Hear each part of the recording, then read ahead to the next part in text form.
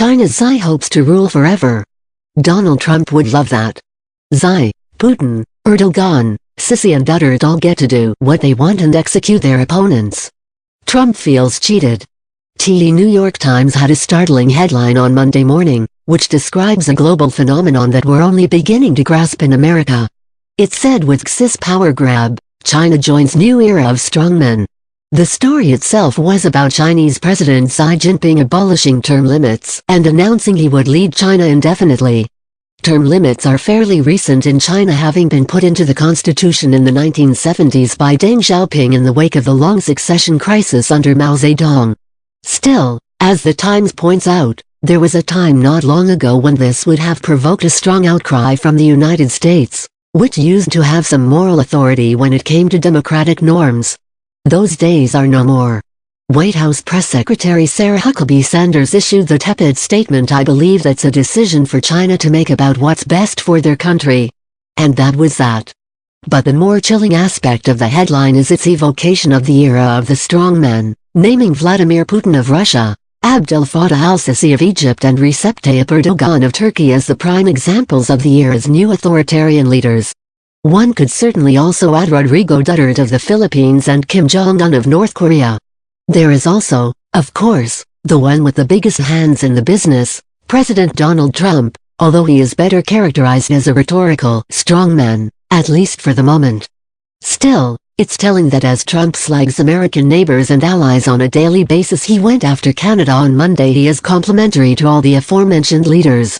Yes, he has called Kim of North Korea Little Rocket Man, but that's actually an affectionate nickname, compared to what he says about some American politicians. In the past, Trump has complimented Kim, saying, "You gotta give him credit, how many young guys, he was like 26 or 25 when his father died, take over these tough generals, and all of a sudden, he goes in, he takes over, and is the boss." As we know, he has had nothing but kind words to say about Putin, Sisi and Erdogan, all of whom have taken steps this year that would have caused major diplomatic disruptions in the past. Trump only has admiration for their bold defenses of their countries. Just this week, Axios reported that Trump constantly tells people that he wishes he had the authority to do what the Asian strongmen do. He often jokes about killing drug dealers. He'll say, "You know, the Chinese and Filipinos don't have a drug problem. They just kill them." But the president doesn't just joke about it. According to 5 sources who've spoken with Trump about the subject, he often leaps into a passionate speech about how drug dealers are as bad as serial killers and should all get the death penalty. Trump tells confidants a softer approach to drug reform, the kind where you show sympathy to the offenders and give them more lenient sentences, will never work. He tells friends and associates the government has got to teach children that they'll die if they take drugs, and they've got to make drug dealers fear for their lives.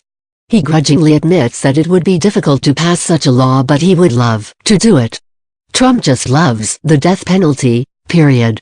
He's been agitating for it since the 1980s when he took out that infamous full-page ad calling for the Central Park Five to be executed. Those 5 young men were subsequently found innocent of the crime for which they were convicted. During the presidential campaign, after the shooting of police officers in Dallas, Trump promised he would seek the death penalty for anyone who killed cops. This was the one occasion where he eschewed his tiresome solution that mass shootings could be stopped if only everyone were armed. After all, they all were. It didn't help.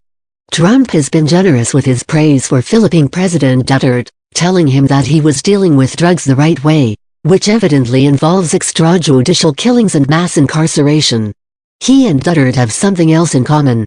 Everyone knows that Trump bragged about assaulting women by grabbing their genitalia against their will. According to The Guardian, last week Duterte directed a group of soldiers to tell female rebels that there was a new order coming from the mayor: "We will not kill you. We will just shoot you in the vagina. This would," he said, "render them useless." Duterte runs on the cruder side of the strongman spectrum, but Trump apparently finds him refreshing.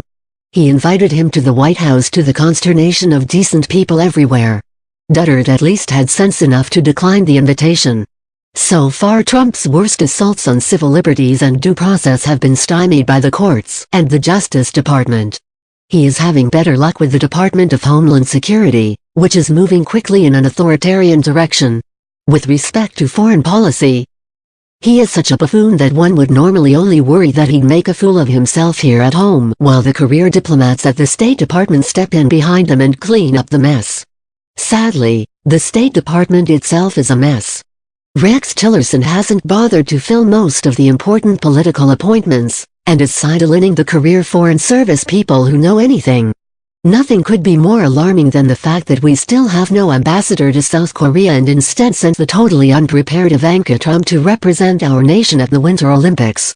Meanwhile, the latest report from Politico is that Tillerson is having a fit over son-in-law Jared Kushner, UN Ambassador Nikki Haley, and National Security Advisor H.R. McMaster's constant interference. White House Chief of Staff John Kelly apparently agrees with him, and made the mistake of repeating to Kushner Tillerson's remark that there cannot be 4 secretaries of state. Kushner, who still has no security clearance, reportedly replied, "No, but we need a Secretary of State who is supportive of the president." It's always about personal loyalty to Trump with these people. That's